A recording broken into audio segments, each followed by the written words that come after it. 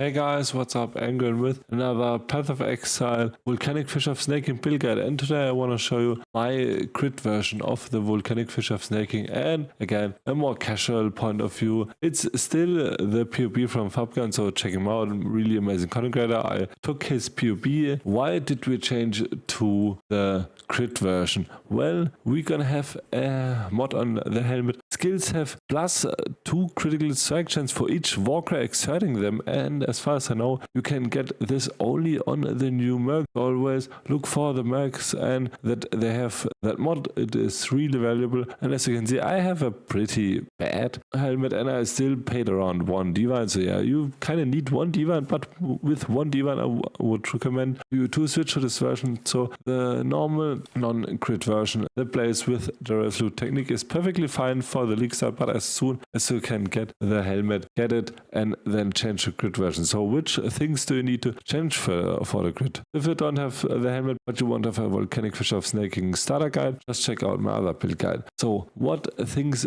do we need to actually change to get to the crit version? Well, first of all, as I said, you need to swap out resolute technique. In addition, you kinda need 2 gear pieces with higher accuracy ratings. As you can see, right now I have 99% main hand chance to hit. So I got the gloves with 341 accuracy rating and also the 2-zone ring with 406 accuracy rating. Up to 1000 would be better, but that's a good start. I got this ring for I think 5C, and this gloves, yeah, I found them by myself. And in addition, you also want to take the accuracy rating wheel here with 500 accuracy rating, -2 accuracy rating per level, and also more global accuracy rating by default. If you still need some more accuracy rating, you can also take something like accuracy and the versatility. That's the first part that you need to get when you swap out your helmet with the crit strike chance for each walker. Also, because if you're on a budget, you won't have a helmet with high amounts of LRS, because that would cost multiple divines unless you are lucky and can snipe one. So you kind of need to get your defense on your other piece of gear, and you also kind of need int and dex roll. So dex roll for the Herald of Purity and the int roll for our Assassin's Mark now, because we are gonna have an Assassin's Mark now with crit strike chance. So first of all, you're gonna need to get 1 ring, as I said, with accuracy rating and also with dex and intelligence. So you can leave out all of the dex and int on your other gear, and then for your second ring, get a ring with just high amounts of cold lining and also maybe fire dress, also elemental dress. If you have a high budget, just check out Fubguns POB. I will also cover some things in POB later on, and then go for things like flat physical damage or also elemental damage attacks, and also get some chaos stress on your boots. The ideal implicit of 1 ring would be amethyst ring, so you're gonna get plus chaos stress. I have the plus chaos stress right now on my boots. You could also get it on your armor, but that would be really expensive. And then also get some resistance on your gloves, so that would be also you. And for the last part, get your Assassin's Mark, swap out your punishment curse gem with the Assassin's Mark, so you're gonna curse the enemies and you have more crit strike chance, and you're gonna generate power charges through the Assassin's Mark, so you have even more crit strike chance. With that component, you can easily change to the crit version. Also, the question is, when do you swap out your comms? Well, you kinda need a X with, I think, higher than 900 fist damage, so you are better than comms primacy. It would be far better for mapping, because comms primacy is kinda slow and you're gonna attack really slow, and for maps you want to have kinda a fast attack, so that one would be better. But I think it's around 4 to 5 divines, so I would personally recommend to get your Warcry crit strike chance helmet and then upgrade your rare X when you get things like your Yoke of Suffering. And also for a chest, that's extremely important. I think I got this chest around 1 divine, so it has at least 3000 armor. You want to aim for like 5000 armor, but that's more like armor in the 5 to 6 or 7 divine, maybe even higher. And you also want to have additional physical damage reduction on the chest, and it needs to have implicit with 10% of physical damage from hits taken as lightning damage. Also something like increased Warcry buff effect, or maximum to fire res, maximum to lightning res, or something. And then also it would be nice if you get some chaos res on it. You can get this for a pretty budget. 1 divine should be enough for this kind of version, and ones with chaos res or with some more armor are way higher than that. You can also craft the chest and the X by yourself. Just check out Fubguns crafting video for it, but I think it's only worth if you are in the really high divine ranges. So then also the belt, just get a leather belt with some races and also chaos res, also get increased elemental damage with attack skills. I got still a pretty garbage leather belt, but it's still from kind of my campaign or from my Soul Self-Found gear. And then for amulet, also upgrade your rare amulet to your Yoke of Suffering, but Yoke of Suffering is I think around 1 or 2 divines. But if you don't have the currency yet for a Yoke of Suffering, get a rare amulet with high amounts of max life, with elemental res, and also with some increased elemental damage with attack skills and fire. And get Clever Thief. You can take a Clever Thief if you're gonna have your 2 rings rolled. So that's the next topic. We can fix our mana cost. Well, I also covered this on the last video. At the beginning, take an anoint with Clever Thief, or skill something like your life and mana leech, and then after you got 2 rings with an unchanneling skills have -7 to total mana cost. Still you can even drop the Clever Thief and then get something like Lava Ledge, so you can leave these 3 points out, but I think you kind of still need some more max mana. But besides that are your options to your mana, because it is not that hard to get. So how to fix the death? Well, as I said, get armor with high amounts of armor rating. You want to kind of have 10k armor in your hideout. Right now I got 9k. It's still kind of good because you're also gonna get endurance charges with defeating enemies, and on bosses you will get your endurance charges through Enduring Guy, and then you should have pretty high amounts of death rating. Also get your chaos on your ring, also on the belt and on the boots if you don't have Headhunter yet, and then also get max res and a high amount of life pool, like 5k would be ideal. And also get custom damage taken linked with Molten Jail. So now let's go over the budget crit chance setup. For your game setup, get Volcanic Fissure of Snaking, Fist of War, Pulverize, Orb Exertion, melee physical damage and elemental damage with attack support. You want to swap out your Fists of War. For your first slot, get something like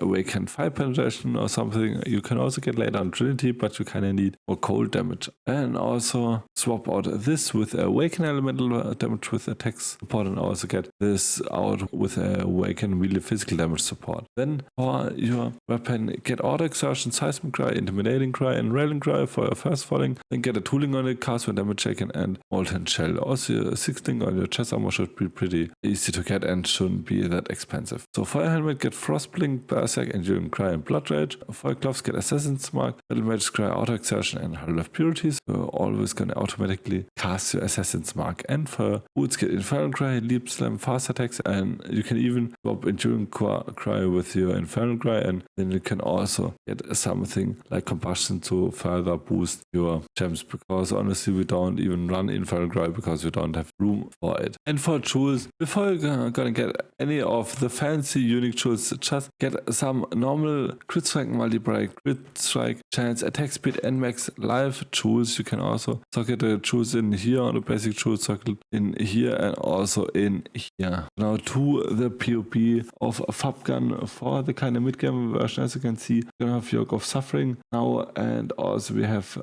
more of our chaos res, and it's also important for gloves, get percent of physical damage converted to cold damage, so you can take then Trinity and swap out Fist of War with Trinity and get also 9% increased attack speed. And for your boots, get implicit with increased action speed and increased cooldown recovery 8. For Flasks, get Divine Life Flask if you're gonna do 17. Also get Granite Flask with your curse duration, Yard Flask with increased evasion rating, and also Prismatic Tincture. You kind of only need to activate Prismatic Tincture on the bosses, because otherwise the stuff will die pretty quickly, Progenesis is still kind of expensive, so yeah, more in the end game setup. And as you can see, here is also the balance of terror, so we're gonna get physical damage as a random element if we casted a elemental weakness in the past 10 seconds. So we also want to then cast an elemental weakness by our own if we have the balance of terror, so we're gonna get even more damage. But yeah, I'm kind of lazy, I don't want to cast things like that. You can also check out his Uber endgame version, but I think it's right now only for the blaster. So now for our Merc, which Merc do we gonna get? Well, we have multiple options. For the first option and a really budget version, get the War Priest and get the Sign of the Sin Eater with it. So you are completely ailment immune with the Sign of the Sin Eater, so you cannot get shocked, freeze, frozen, or ignited if you don't have the War Priest. You need to get a Captain 10 Lightfoot, so you have 100 chance to avoid being frozen. I still need to get it. I recently swapped from the War Priest to the Kineticus. Also get you 100 chance to avoid being chilled. And the best one will be the Kineticus. So I will only discover like the budget version with you because the higher version is pretty expensive. For your stuff, get an Eclipse Solaris, so nearby enemies are blinded, so they have less accuracy rating and also less evasion rating. Get Leer Cast for a festival mask, you're gonna have 50% increased damage. Get either Shaper Seed or like the Perkel's Toe for more lucky damage hits, but with Shaper Seed you're at least gonna get some life regen. Then also get either a Dangerous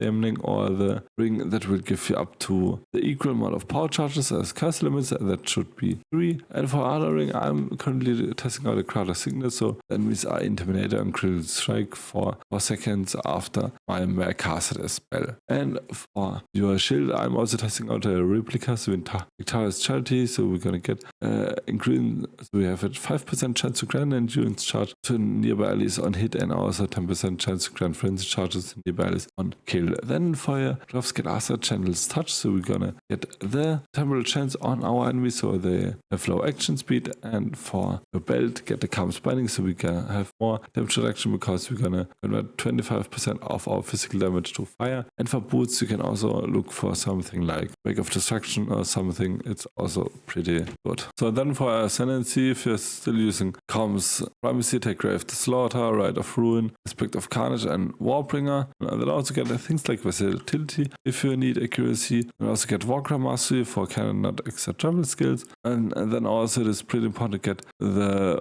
maximum elemental resistance nodes. Here is also here in the bottom side of the tree. Also get your accuracy rating nodes. And then also get a mana restoration efficiency of skills. So you can also get your Blood and Sand in. And also get Juggernaut for increased armor. Some more Elepen, also fortification. So yeah, you can just check out the passively on the Charplaner of Fubgun. And then in the end you will also gonna get more maximum endurance charges and also gonna get 5% physical damage as extra fire damage. So I hope I could show a cool build update. As I said, it's still based on Fubgun's version of the build, but it is pretty good. He did kind of every content. And this will also be my last video for Path of Exile for now, because I will go into vacation for 8 days, and after that the new Diablo 4 season drops, and I will also play the new Diablo 4 season. If you like my video, please leave a like and sub, boost my channel tremendously, and I would appreciate it a lot. And until next video, bye.